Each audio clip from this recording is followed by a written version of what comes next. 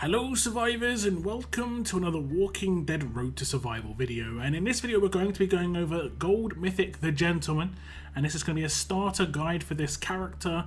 And you can see he is maxed out level 1440, currently the max level in RTS, and you can also see his maxed out stats when it comes to his attack, defense and HP. I have gone over this character in depth if you want to check out that preview on how mechanically his rush, signature move, passives and so on and so forth work. You can go check that out. But this is a starter guide, and first off we're going to start with which skills are worth upgrading for this character. Now, just like a lot of recent characters, he does not need any military supplies on his adrenaline rush. He does not need any military supplies on his signature move. He just needs them on his passives, which is kind of nice.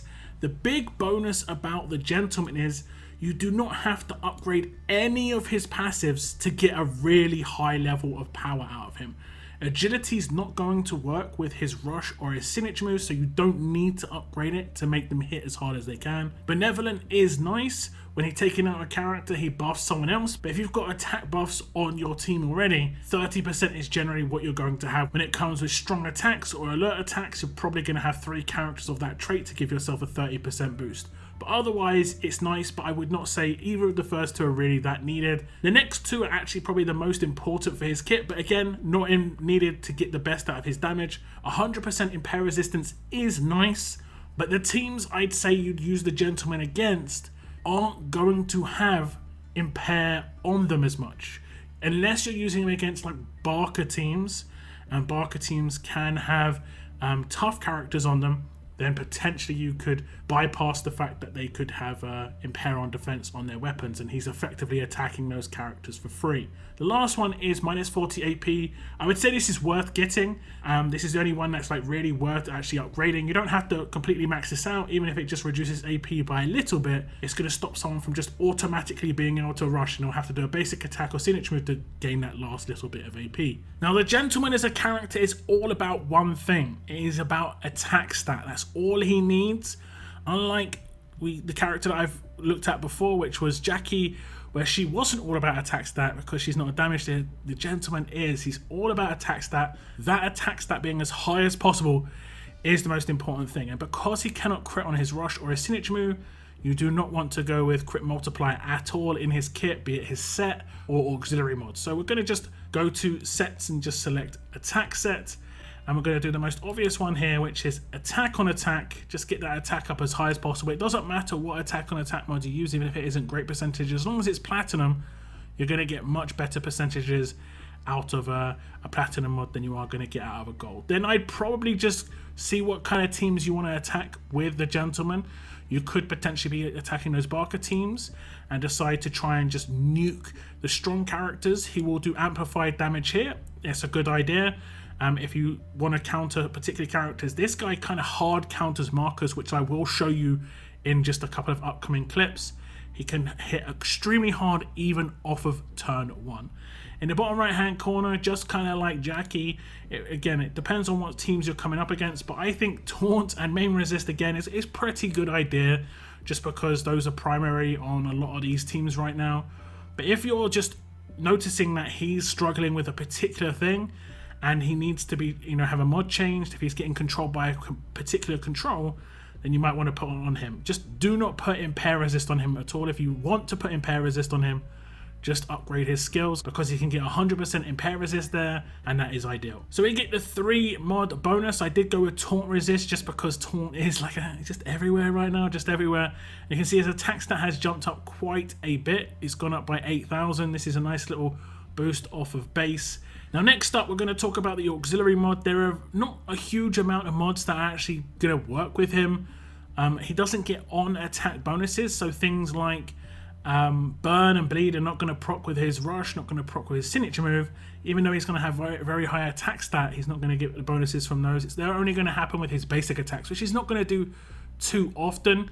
I mean, he will do it turn 2, but you're primarily going to want to just amplify his damage as much as possible. Now, the mod they're giving away in the battle pass does amplify his rush, but for whatever reason it doesn't amplify his signature move and his attack while taunted. He doesn't get any boost when doing his signature move with that, which is kind of strange considering the rush and the signature move are worded exactly the same, but it does give a boost that way. You could potentially go with that. There aren't too many options here, if I'm honest. So I'm going to go with attack while taunted just because it is the one they're giving away in the battle pass. So I know a lot of people are actually going to get their hands on that mod. Now currently I have not purchased the battle pass, so I have got that gold attack while taunted. Attack while taunted and other attack bonuses like that are actually kind of decent even within gold. You are going to get a better chance to get a high percentage within platinum, but I think I've got 80% on this gold mod, which isn't too bad at all. Now the last mod is pretty much down to you, and you might want to swap this up as you play. You might want to go with a second attack versus. For instance, if you're coming up against two particular traits on this defense teams that you're using Gentleman against, go for attack versus on both of those traits. Just amplify the damage as much as possible. Or you could go with another resist, maybe give him some more HP. It's up to you. It's up to you how you want to go on this. I am going to go with another resist for the time being, just because main is very frustrating. So we're going to pop main resist in there, and we're going to hit apply.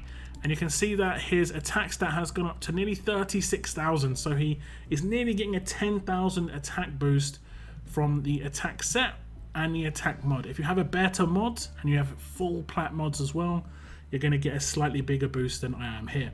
So now we move on to his weapon, and his weapon is very weird. I don't actually have the kind of weapon built for him that I would probably use, but I might use something like this, which you see on the screen right now. Because he's a 55 AP character, he doesn't actually need to have AP on attack to get his adrenaline rush in the right timing, and you can utilize AP on defense if he does get dogpiled to get a natural turn 2 rush, which of course would be really useful because he has a first turn signature move.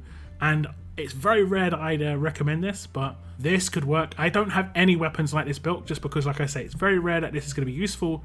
Because this guy's 55 AP, after the first turn he'll have 35 AP.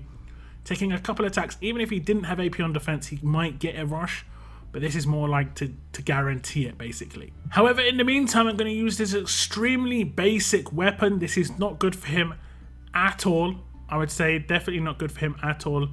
Just because, like I say, he doesn't need AP on attack. The third slot is not terrible, giving 20% AP to somebody, because the third slot's not going to proc on any of the attacks he does as well. So if you are thinking about giving him a weapon like this, that third slot is not going to actually work with his adrenaline rush or signature move, which is kind of a shame, but I'll show you why he's going to have an extremely hard hitting signature move off of turn 1. I use this on other characters that have turn 1 signature moves and they absolutely nuke, but the Gentleman can still do the same. Okay, so we're going to throw the Gentleman into the same sort of team that we have used in a past video with Jackie, just kind of wanting to show you how you can get the most out of his attack off the start. And if you do use him on a team that has quite a lot of control, he's going to get the big benefits. Every single one of these characters has control in their kit somewhere. Lydia, Jackie, Diamond, and Holiday Hero Carl can all do some control. There are weapons that these characters can utilize to do some control too. So I would definitely say trying to just team Gentleman up with more controllers is good, just because of his specialist skill. If you attack someone who is got a debilitating status on them, the Gentleman will do 100% more damage with his signature move, rush, or basic attacks. Huge amount of damage amplification, and I'm going to show you it in action. And the team I'm going to be attacking today is going to be this team right here. And the reason I am putting this team up is because it cannot be defense down. So pure damage, just hard hitting characters are going to be extremely powerful. And that is what Gentleman can be. A really hard hitting character if geared correctly, but also if you use the signature move and rush correctly. You want to make sure that specialist skill is working on the character you're attacking, just to double the damage that that character is going to take. Okay, so here we are attacking this defense team, and you can see I've done a couple of attacks. I've taken out the bodyguard because I want to be able to attack the other characters, and I've also controlled the human shield because I don't want him doing his human shielding. It's pretty much as simple as that. You can also see the Gentleman's specialist skill has been lit up because of this, and I can select Uncle Sam and I could do the signature move against him, and it would get 100% boost on what I would normally do in this scenario. But because he's got a 3-turn confuse here, I might as well just leave him to it. Let him be confused for 3 turns and select one of the other characters to actually attack instead. I'm going to go for Marcus, and I have to use a debilitating status effect to get the double damage effectively for the Gentleman. Fortunately, I have got Diamond, and if she hits a crit, her specialist skill will daze the opponent. And I do hit that crit, and you can see he is dazed. So now the Gentleman, when he uses his signature move, will do 100% more damage than he would have otherwise. This is actually really important because, like I said, signature move cannot crit, rush cannot crit. So if you want to get effectively the double damage or the extra damage which you would get from hitting a critical, you have to have a debilitating status effect on the character that you are using the skills against. Now I'm going to just do my signature move, and we are going to take him out.